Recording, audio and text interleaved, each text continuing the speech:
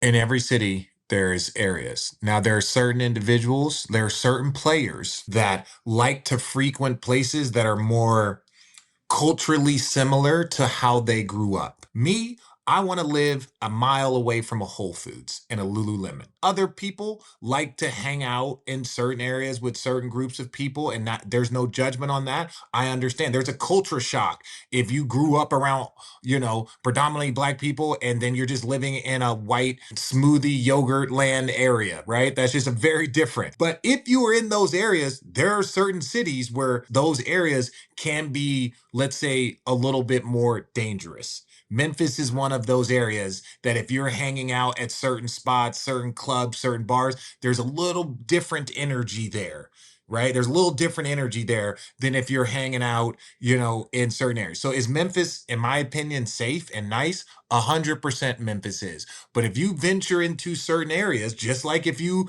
in certain areas of New York City, if you're in certain areas of Chicago, if you're in certain areas of LA, if you in certain areas of Chicago, if you in certain areas of Miami, you cannot tell me that there are blocks in Memphis that are more dangerous than blocks in Chicago or blocks in Miami or blocks in LA.